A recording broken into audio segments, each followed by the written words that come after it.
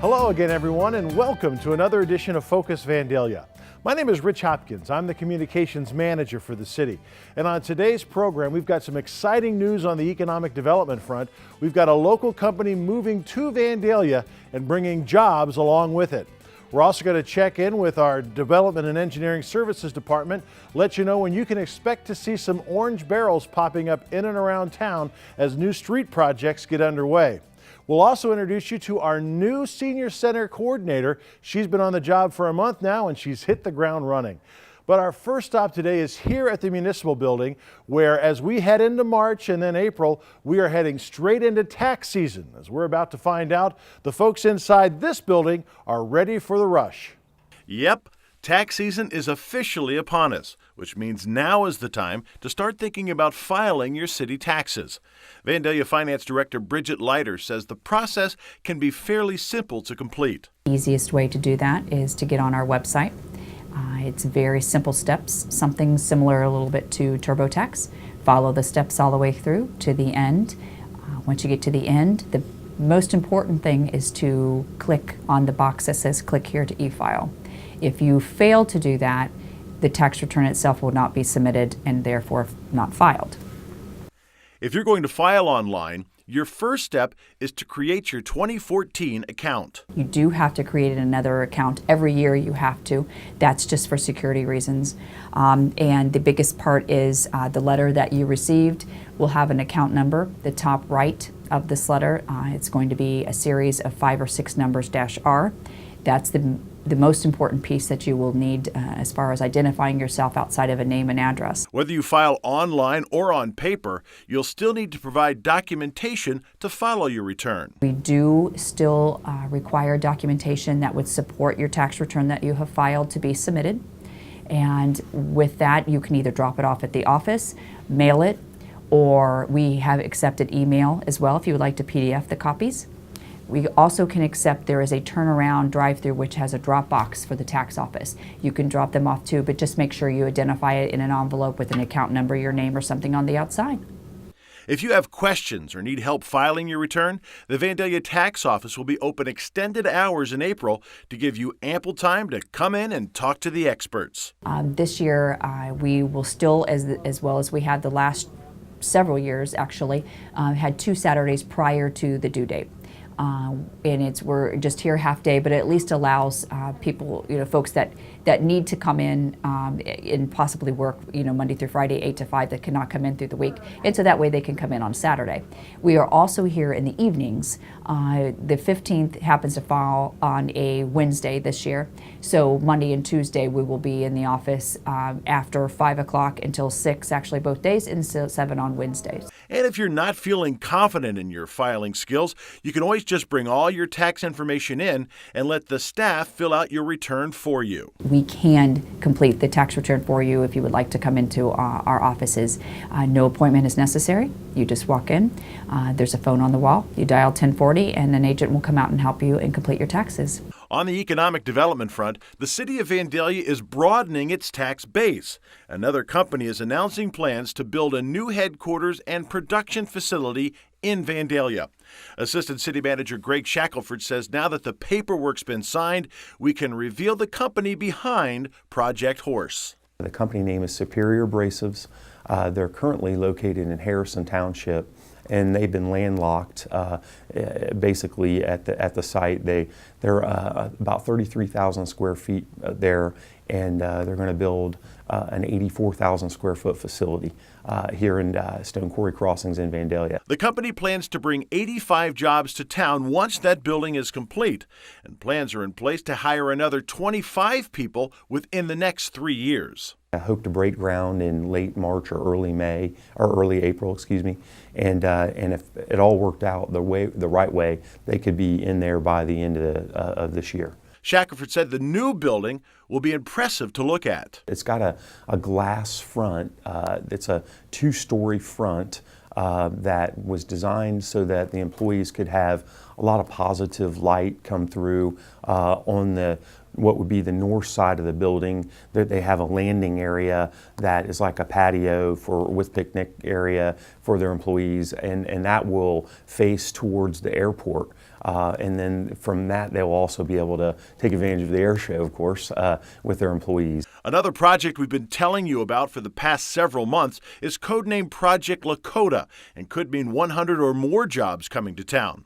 Shackelford says the company is still working to decide where this large facility will be located, and they've asked for a little more time to figure that out. They asked us recently if we would look at extending it through April. So we've just really been in a holding pattern there.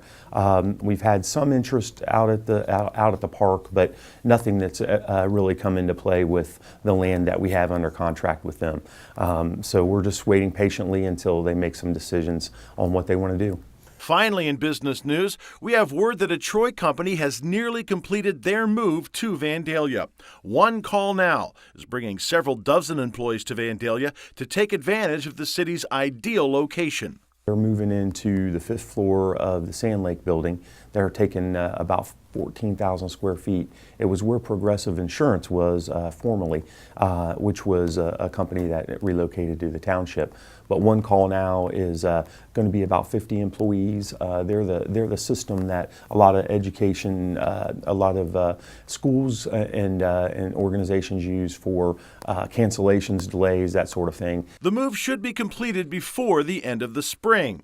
Spring is also an important time for Vandalia's Development and Engineering Services Department, which is anxiously awaiting warmer weather for a few very important road projects. Public Service Director Rob Cron says the question he's been fielding most often these days is when work will begin again on the Dixie Drive project in front of Butler High School. The next phase of the project was getting some asphalt work done. With the asphalt plants closing, they had to take a break for this winter and really won't be able to get fired up until the plants open again in April. And while the Dixie project starts to wrap up, plans are underway to begin the next segment in the Vandalia streetscaping project, which will add brick paver sidewalks, new light poles, and new trees to another section of National Road. That project is going to be taking place also this summer. It will start around the Dixie Drive area, heading west. On the south side of National Road, the project limits will go out to Long Street. The north side of National Road, it's going to stop just short of the old Morton site. As spring turns to summer, folks in Vandalia will see crews begin the annual street resurfacing project, an opportunity to put a fresh coat of asphalt on some of our rougher stretches of road. We're going to probably be in the neighborhood of around 20 streets we're going to pave again this year. Also, we're going to have a water main project that's going to go on, replacing some water main on a street here in town as well. One last road project to tell you about. Drivers on the north end of town will see work begin soon on a traffic signal. It's going to be placed on the northbound I-75 exit ramp at Northwoods Boulevard. We have received several concerns and also noticed ourselves the backup of traffic at that ramp, especially during rush hour. So the traffic signal is going to help eliminate that. Our next stop today is a visit with Montgomery County Auditor Karl, who's trying to get the word out about an important deadline some homeowners might be interested in regarding the property revaluation project that's been underway for the past several years. Now we're to the point where we've reached the final stage.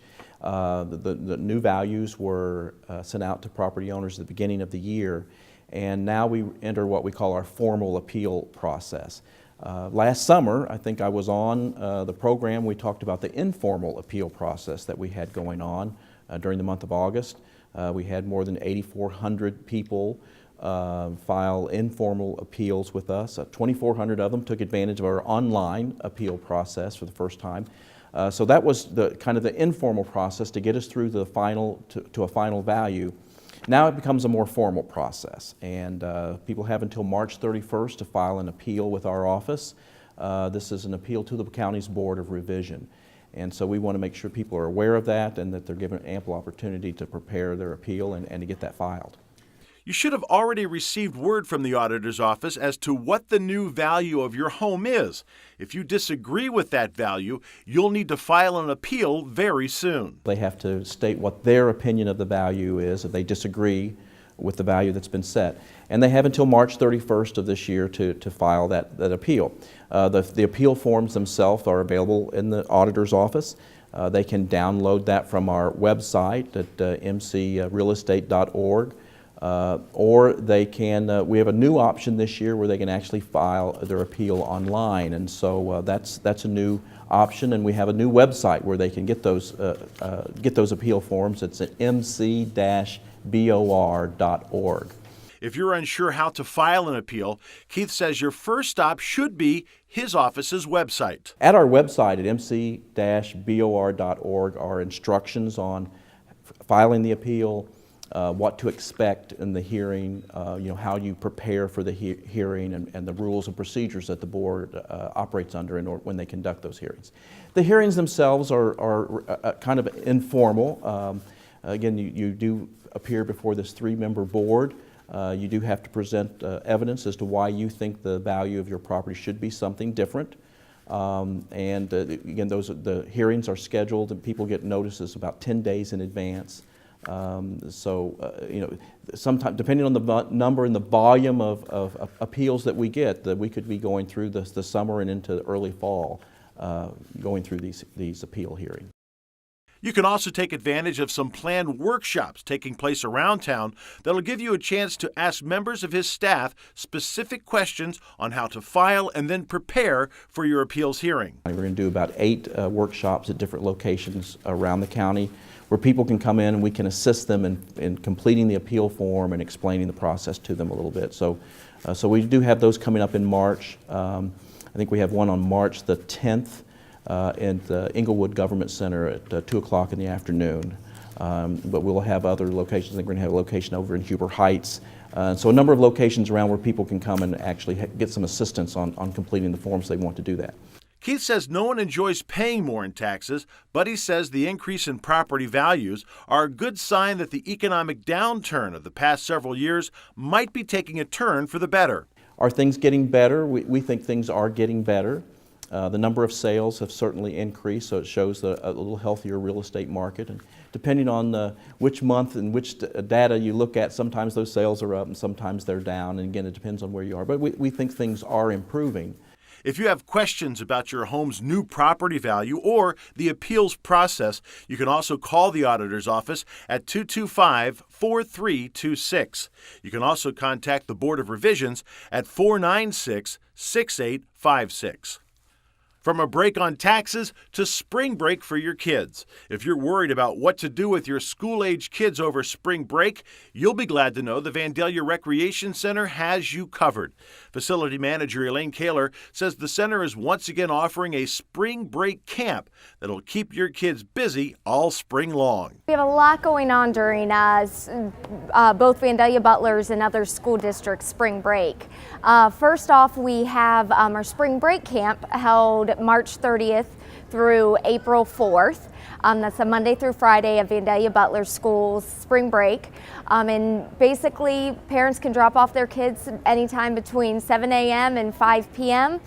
Pre-registration is required, but it's a lot of fun. It's based off of our summer camp, and we take advantage of all the amenities here at the rec center, from swimming to climbing. And then we also do some special events, including games and crafts. On top of the camp, the center is offering promotions to get you and your friends to try out the center on the cheap. We have our spring break promotions going on. It's a buy one, get one free off daily admission, March 30th through April 10th. Anybody who comes in, bring a friend, because they're in for free. And this covers 2 weeks, so it does help with the other school districts' spring break.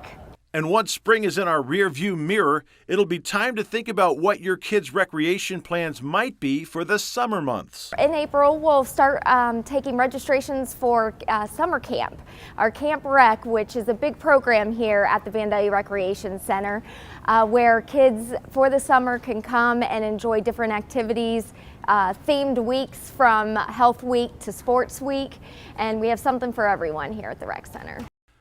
The Recreation Center is also the home of a special program slated for Saturday, March the 21st. Recreation Coordinator Sarah Lavy says a 3-hour striking and self-defense seminar will run from 12:30 to 3:30 and will offer a little something for everyone. We're going to start anywhere from age 6 all the way up to adults. Families are welcome. We're encouraging families to come. It can be an event for anyone who wants to come sharpen your striking skills, learn new techniques, and it's an exercise altogether. Lavy says she's expecting a good turnout for this event. As many as 100 people will be on hand for the seminar, which will be held in the Rec Center Gymnasium. She says folks of all ages should consider attending. Exercise, learning something new, people who already have the skills can sharpen them, learn even more things to add on, but it's just great for everybody. It's something that kids all the way up to adults. We want everyone to come. It's very fun. It's a new event we're going to start here and hopefully do more in the future of if it goes well. Once again, the Striking and Self-Defense Seminar will be held on Saturday, March the 21st from 12:30 to 3:30. You can call the center for more information at 415-2340. Our last stop of the day is at the Vandalia Senior Citizen Center, where a new coordinator is on the job, and Tony Williams says she has hit the ground running. I'm enjoying it. I enjoy talking to people, and so that's easy, and there's a lot of people to talk to and a lot of sponsors coming through the door. We have the senior resource bringing in meals twice a week, and facilities comes through a lot, so a lot of people to talk to and enjoy, but also work with and find out what they want to do, because I want to facilitate what they want to have here. It's not my ideas, it's what they want to have.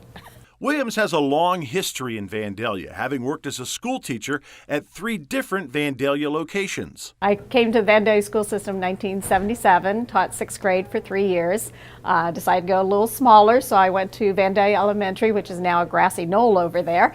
For 6 years I taught 3rd grade, and then they closed in 1986, so I was back to Helke and taught 2nd grade for the last 26 years. The Senior Citizen Center is home to a number of activity groups, such as card-playing groups or quilting groups and even floral groups. But Williams says that's not all. We have Sinclair comes out for lifelong learning. We have 2 exercise classes. We have a history class, painting and more class, and art appreciation. We also have a guy that comes in and does colored pencils with a group. So there's lots of things going on, and right now I've got a feeler out to see if anybody wants to start up a group on card making and scrapbooking. You know, if there's interest out there, we'll start another group. Williams says one of the more popular programs at the center involves the VanTran program. It's a way for the center to offer transportation to folks who may have no other way to get around. It is fully volunteers. We have currently 3 volunteers, one that drives Monday, one on Wednesday, and one on Friday. 2 of them will also do medical appointments on Tuesdays only. But we don't have a full-time driver for Tuesday and Thursday, so you know we are looking for people to fill out applications. You do not have to be a member to use VanTran. You just have to live in Vandalia or Butler Township, and you don't have to be somebody that doesn't drive full-time. We have had people that had surgery and can't drive for a month or 2 and need to get around, so they'll sign up just for that. Finally today, we can tell you about a special opportunity to get to know the new coordinator as well as other members of the Senior Citizen Center. I've been quietly working on a meet and greet opportunity event on May 8th, which is a Friday at 2 o'clock. I have asked every sponsor that comes in here to donate a door prize, and Brookhaven has very kindly agreed to come up with snacks and sweets for that. And our seniors are the stars. And I would like all of them to show up. We'll pack them in somehow, but I'd like a huge crowd for that day. So with a new coordinator in place, hitting the ground running, the Vandalia Senior Citizen Center is as busy as it's ever been. If you'd like more information on programs offered here, give them a call at 898-1232. That's going to do it for this edition of Focus Vandalia. I'm Rich Hopkins. Thanks for watching, and we'll see you next time.